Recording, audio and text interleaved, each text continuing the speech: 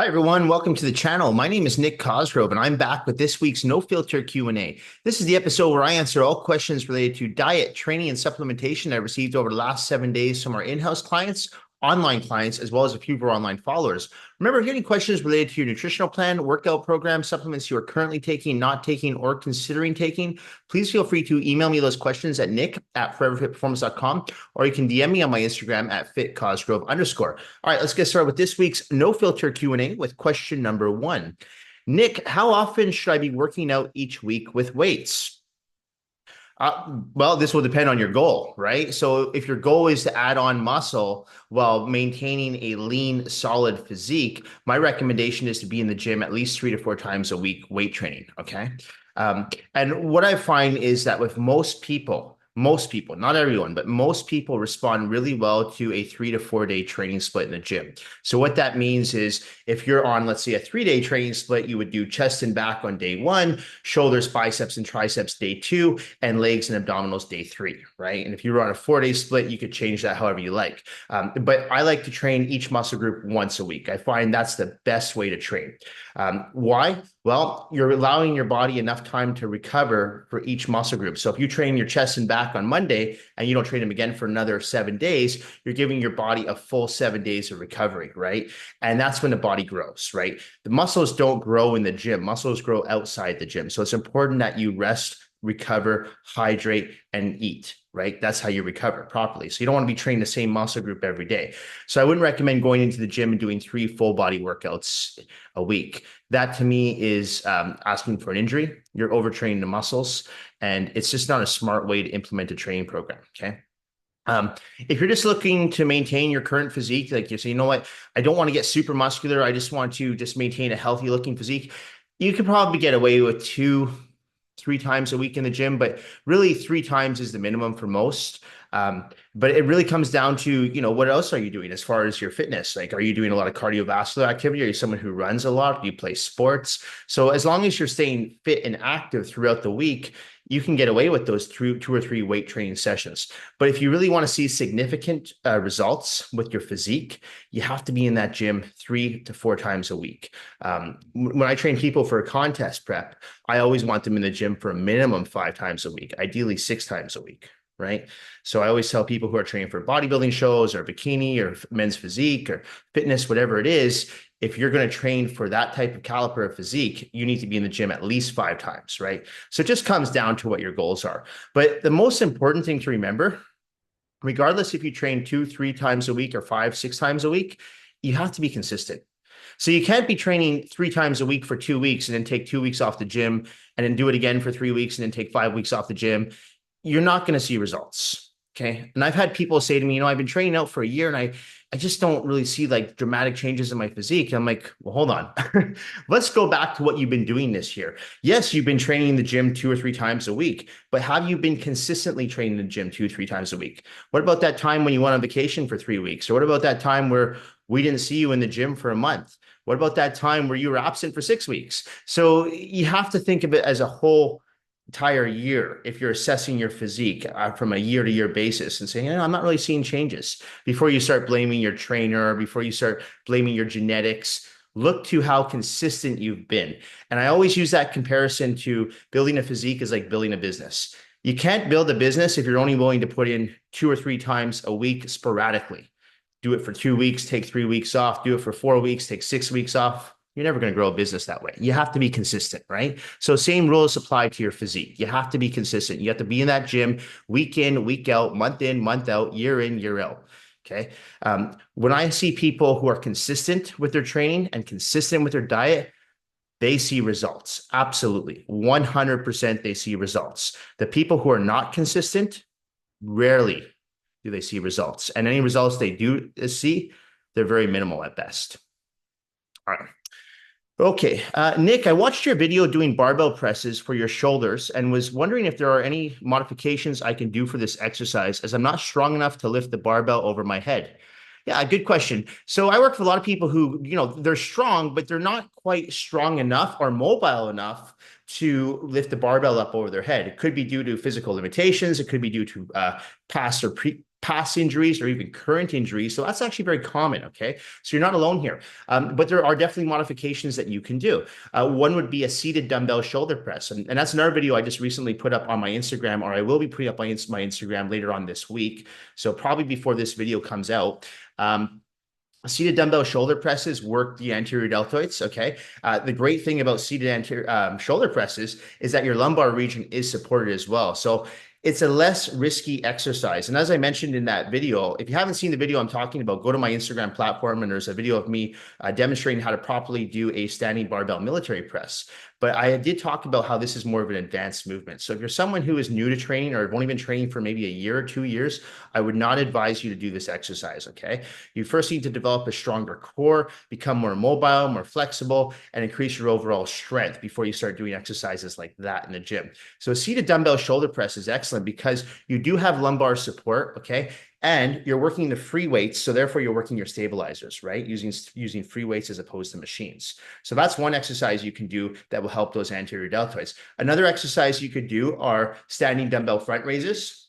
Look something like this, right? That will also work the anterior deltoids. You could do it with a cable as well. That works the anterior deltoids. So those are 3 exercises right there that you can do as modifications for a standing barbell military press. So it's not crucial that you do that exercise. And as I said, if you are a beginner, I would strongly advise you not to do that exercise, or at least don't do that exercise unless you have a coach or a personal trainer guiding you along the way to assess your form and technique. That's important, right? So that's what I would do. I do either a seated dumbbell shoulder press, or front cable raise, or front dumbbell raises. All 3 of those exercises will work the anterior head just as well as a standing barbell military press will. Okay. Nick, how important is hydration before, during, and after my workouts? Every time I try to drink water while I work out, I get very nauseous. Is it necessary to drink while I'm training? So hydration is crucial. Okay. But you're not alone here, because I do work with people who actually, when they do drink water while they train, they do get fairly nauseous. And so what I usually advise those people to do is have a little bit of water before you go into the gym, just so that your muscles and your joints and your tendons are hydrated and lubricated. And then just sip on water throughout your workout. You don't need to chug water. Like when I train, even when I train legs, like I trained legs earlier this morning, legs are a very hard workout. I sweat a lot during legs. Like I'm drenched after my leg workouts, but I don't chug water. I just sip on water throughout the workout. Okay. Because I find that if I drink too much water, that will make me nauseous. It'll give me somewhat of an upset stomach, because any food that I have in my body, I'm still digesting that food. Now I'm throwing water in.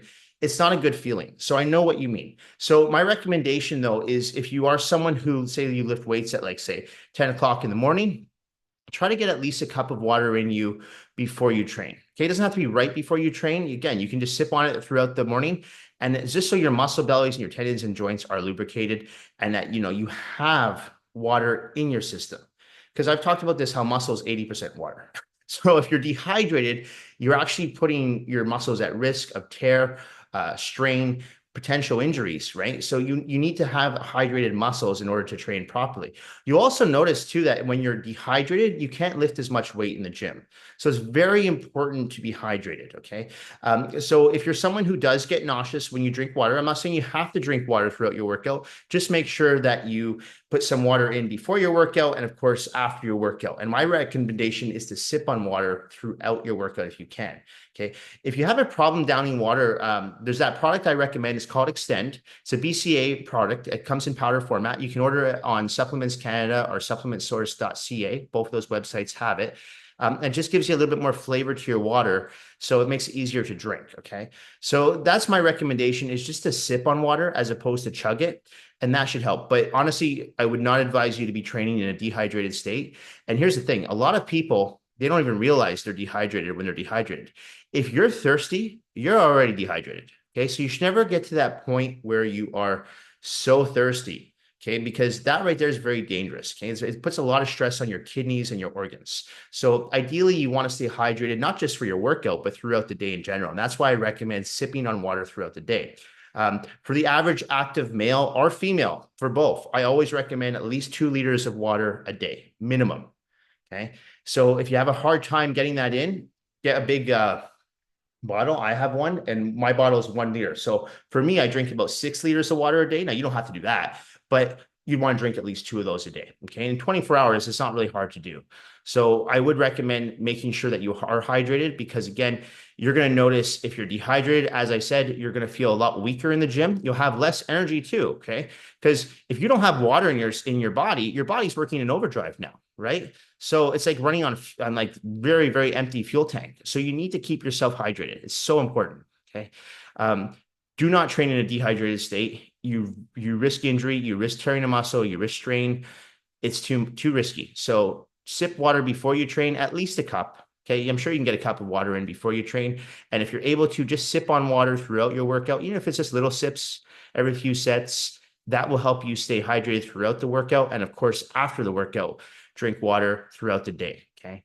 But it is important. I promise you guys, this makes a huge difference in not just how you train and your performance in the gym, but also how you look. Okay. If you want those muscles to kind of pop, you have to stay hydrated because if you're dehydrated, you're not going to see any muscle definition whatsoever. All right. Next question. Nick, are there any specific exercises that can enhance sexual performance? um, Probably all of them. Honestly, all the exercises. Why not? Because if you're thinking like as a whole, what does exercise do? Well, we know exercise helps improve your cardiovascular endurance. Cardiovascular endurance is very important for sex, especially if you're having, longer versions of sex as opposed to short-term sex. If you're having long sessions of sex, you want to have good cardiovascular endurance, right? So if you're going for, let's say, an hour, you want to make sure you're in tip-top cardiovascular shape. Same thing with the muscles, right? The stronger you are muscular-wise, you can do certain positions that maybe some people can't do because you can hold those positions because you have strong muscles. So I'd recommend doing all the exercises. Every exercise that I can think of, whether it's squats, seated rows, bench press, they all help. Of course, they're different planes of motion. So in sex, there's different positions, right? So all the exercises help. It's not that like one specific exercise helps more than another, right? I know a lot of people are going to be thinking, well, men should be doing barbell hip thrusts. I agree. Why not? I mean, if you think of a barbell hip press, what does that motion resemble? Penetration. So it's your hip flexors, right? And for a lot of men, they're tight in that area. So I know it sounds funny when we talking about this, but when you really think about it, when you break it down and you think about the planes of motion you do in the gym, and you think about the different positions that you have in sex, every exercise helps. Every exercise is crucial. And we know that people who exercise on a regular basis usually have stronger libidos, right? And usually have, well, they just, if they want to, have more active sex lives. So that's why it's another reason why it's so important to be in the gym training with weights, because what does training with weights do? Well, it increases testosterone, and not just in men, but also in women. Okay, which if you have an increase of testosterone, well, that transitions to your libido, a higher libido. So it all correlates, right? So I wouldn't say that one exercise is better than the other. I would make sure that you're doing all the exercises in the gym. Um, and if one of your goals is for improved sexual performance, so be it. That's your goal. But every exercise you do is going to just add benefits to your sex life. It's not going to take away from your sex life, right? So I would make sure to do all of them, as many as you can. Do different planes of motion. My recommendation is usually to stick with more compound movements, free weight movements. That's going to help build a solid foundation, and it's also going to, like I said, it doesn't just increase your muscular endurance, but it also increases your cardiovascular endurance. Right? When you train with weights, if you train with the most intense fashion possible. Okay, so minimal rest periods, lots of volume, lots of sets, lots of reps. Okay. Okay. Nick, is it more effective to do cardio before or after weightlifting for fat loss? Yeah, so I have talked about this in the past. Your two most optimal times to do cardiovascular training is either first thing in the morning in a fasted state or immediately after your resistance training workout. The reason being is if you're doing cardio at those two specific times, you're using fat as your primary fuel source. Okay. So if you, let's say, get up in the morning and you have breakfast and then you go do cardio, that's fine.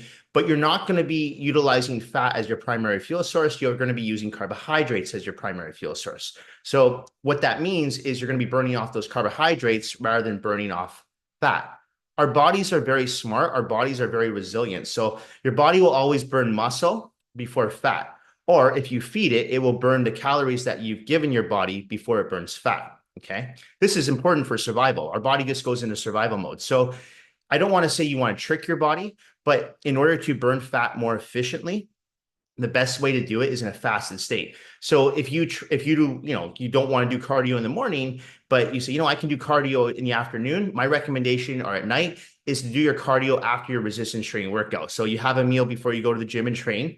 You say you have like 6 ounces of yams or sweet potatoes and 6 ounces of chicken breasts and some veg. You go to the gym, you do your workout, 45 minutes to an hour. Get on the step mill, get on the treadmill, elliptical, whatever cardiovascular station you prefer, your choice. Do 20, 30 minutes. The calories from that chicken and sweet potato meal will be utilized for your weight workout. So by the time you enter into your cardio component of your workout, you will be in somewhat of a fasted state. So you'll be utilizing fat as your primary fuel source again. Okay. So those are the two most effective times to do your cardiovascular training. It's a more efficient way to burn fat. I know there's a lot of new age trainers out there that argue with that and say, no, just do cardio.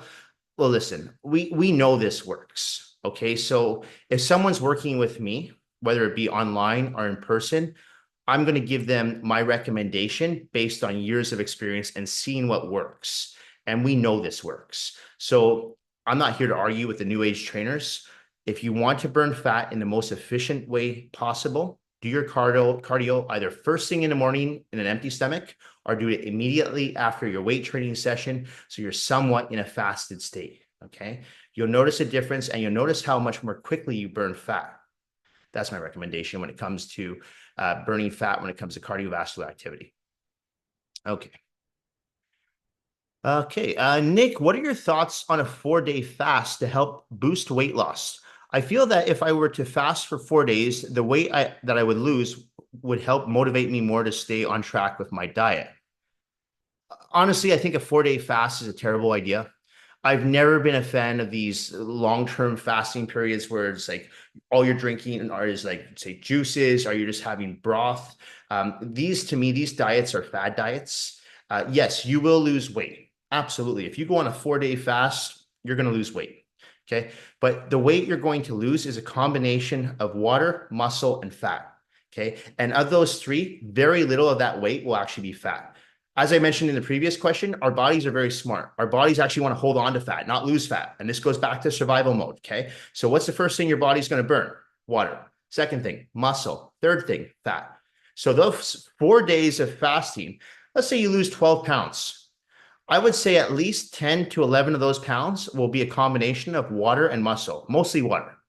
So you're not losing fat. And here's the big issue is when you go back to a regular eating schedule, as in day 5, where you go back to eating your regular routine, you're going to put the weight all back on again because you're going to be having carbohydrates, which you're going to be drinking water. Carbohydrates hold on to water. So those 12 pounds that you lost, you're going to easily put back another 10 within the first 2 days. Guaranteed.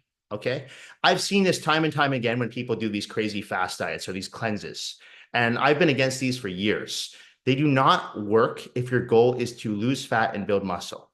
Now, if you're talking about just cleansing out your system for other reasons, that's a whole other story. I'm not necessarily against that, okay? Because I know there's a lot of dietitians and nutritionists out there that will put their clients on fasting programs or juice cleanses for those reasons. But if we're talking for the aesthetics component here, when it comes to burning fat and building muscle, you need to eat. You cannot starve yourself, okay? Especially if you're going to the gym. Okay, that is the worst thing you could do is starve yourself and then go to a weight training session. Can you imagine training legs and not eating for 2 days? I mean, that to me is just, it doesn't make sense. Okay, so it's a crash course diet.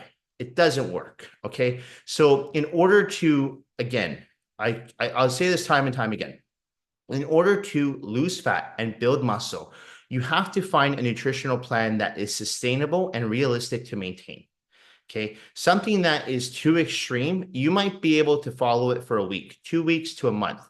But after a while, you're going to get fed up. Oh, I'm always hungry. Oh, I'm always irritable. Oh, I never have energy. Oh, I can't sleep. Yeah, because you're on a stupid diet. Okay. So what happens is you get off that diet, and because you've slowed down your metabolism so much from this crash course diet, Now, not only do you put the weight back on, but you put more weight back on, and it becomes a vicious cycle. And I've talked about this in the past when people go on these ketogenic diets and then they come off and they put on all this weight again, or they do intermittent fasting for 3 months and they come off and they put on all this weight again, or they do the if it fits your macros diet and they come off and they put all this weight again. It doesn't work. Okay. So you want to make sure that you're just like how I recommend training in an intelligent way. You want to make sure that you're eating in an intelligent way. Okay. So you want to put together a nutritional plan that is sustainable and realistic to maintain. If you don't know how to do that, my recommendation is to work with a coach, dietitian, nutritionist, someone that can help you. Okay. Because again, if it's not sustainable, you're not going to be able to maintain whatever results you achieve long term.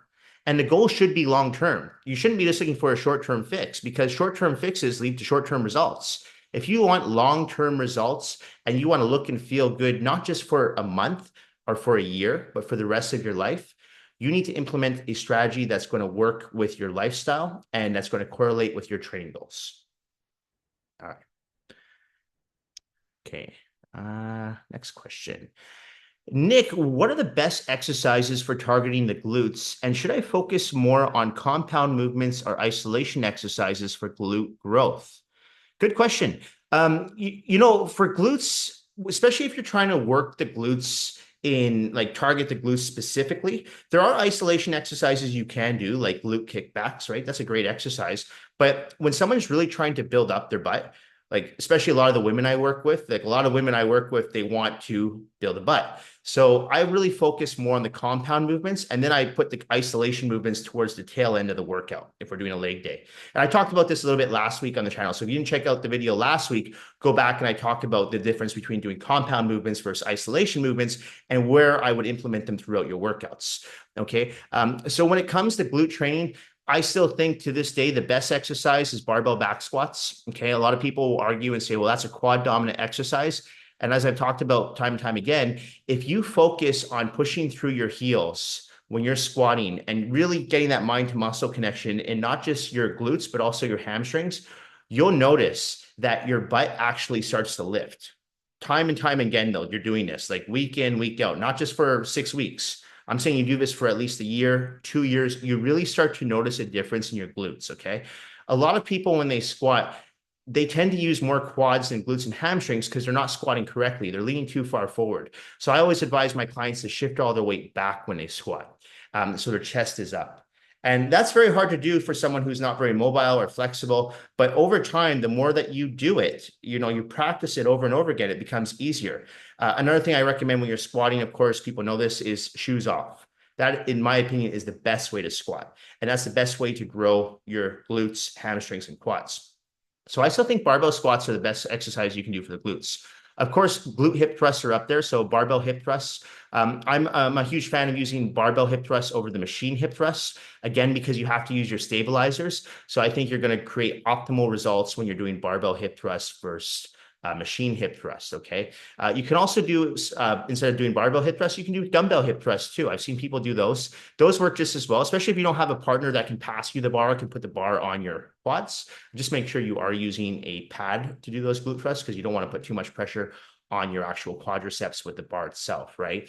So barbell squats, barbell hip thrusts, great exercises. Dumbbell kick, or not dumbbell kickbacks, sorry, glute kickbacks. That's another great exercise that you can do. That's an isolation movement. Believe it or not, though, I'm actually a big fan of also doing straight leg deadlifts, which target the hamstrings primarily. But again, if you take your shoes off while doing this exercise, you'll notice that you're using a lot of gluteus maximus in that stretch, doing dumbbell deadlifts or barbell deadlifts. And I'm talking straight leg deadlifts, not the compound deadlifts. Although compound deadlifts will work your glutes to some extent. But those movements, in my opinion, are the best movements that are going to build your butt. So barbell back squats, barbell hip thrusts or dumbbell hip thrusts, straight leg deadlifts, either using dumbbells or barbells. Notice again, I'm leaving out machines. I'm not a fan of machines when it comes to building your lower body, especially your glutes. I find that you really need to get in there with the free weights. Because everyone I know that trains free weights, especially the women I work with, they build their butts, okay? And the people who are stuck with machines, they keep that flat pancake butt. Okay, so you got to use free weights. It's the only way to do it. If you need more help with your training program, feel free to email me, nick@foreverfitperformance.com, or DM me on my Instagram at @fitcosgrove_, and I can help customize a training program specifically for you, especially on your leg day, that will help target those troubled spots, the glutes, hamstrings, quads, inner thighs, outer thighs area. All right. Okay. Okay. Nick, I'm very new to clean eating and was wondering if there are any specific foods or supplements that can aid better than others in muscle growth. Yeah, another good question. So this actually goes back to why I'm against the if it fits your macros diet. There are foods that will help you build better quality muscle, leaner, denser muscle. Okay. These foods will also help you keep body fat percentage low. And the problem with diets like the if it fits your macros diet is that, yeah, eat anything as long as it fits your daily macro intake. But if you're eating anything that just because it fits your daily macro intake, you're not looking at your micronutrients, the quality of the food that you're consuming. So just because your daily, let's say, caloric allowance is 3,000 calories and your daily carbohydrate allowance is, let's say, 200 grams, and fat is maybe 80 grams and protein is maybe 180 grams, whatever it is, and you get all that in through eating cheesecake and Pop-Tarts and cookies and having, milkshakes, whatever it is, you're not going to build quality, lean, dense muscle. And the reason for that is when you have those types of calories in you, how the hell can you train in an intense fashion in the gym? You can't. I couldn't imagine going to the gym training on Pop-Tarts and cookies. Okay, I'd have an upset stomach. I'd feel bloated. I'd probably get gassy, and I just have low energy because my blood sugar levels would be constantly going like this. Whereas if I go to the gym and I have, let's say, half a cup of oats and some whey isolate protein powder, I feel great because I've got that good complex carbohydrate and lean protein source. And my post-workout might be some chicken, brown rice, and I might throw in a scoop of peanut butter or extra virgin olive oil, right, for my healthy fats. So I'm still staying in my daily caloric allowance or my daily carbohydrates, protein grams, whatever it is, fats allowance, but I'm utilizing good nutrients to help grow my muscles. Okay. So I can perform in the gym at an optimal level. So I can recover at an optimal level. If I'm having cookies at night because they fit my macros, I'm going to have a really hard time sleeping because all the sugar from the cookies, right? It's going to keep me up. I'm going to have, it's like going to bed on alcohol. You're not going to have a really good quality of sleep. So you're never really going to be in a deep REM sleep. So that's going to affect the next day in the gym, right? You're not going to train as hard. That's going to affect the transitions of the weights. It's going to affect the amount of weight that you lift. It's going to affect how long you rest between sets. So this is why I'm very against these diets like the if it fits your macros diet. So this is a good question because if you are eating I don't like to use the word clean, but if you are eating a healthy diet that's full of healthy nutrients, complex carbohydrates, healthy fats, lean proteins, you're going to be able to perform in the gym at optimal levels. In return, that's going to create that lean, dense muscle and low body fat percentage, which is going to give you the physique that you want to achieve. Okay. So, yeah, I mean, honestly, I've talked about these foods time and time again. As long as they're lean protein sources, chicken breasts, cod, tilapia, lentils, green beans for your veg, kidney beans if you're a vegetarian, egg whites, you're looking at your complex carbohydrates, brown rice, oatmeal, cream of rice, yams, sweet potatoes, quinoa, right? And you're looking at your fats. I've talked about the importance of using extra virgin olive oil, macadamia nut oil, omega-3 eggs, natural peanut butter, almond butter, walnuts. The list goes on and on, right? But as long as you're maintaining a healthy diet, eating whole food sources, not these protein bars, like whole food sources, you're going to be able to grow and you're going to see the changes in your physique. Okay. So that's a really good question because there are different foods that will produce different results.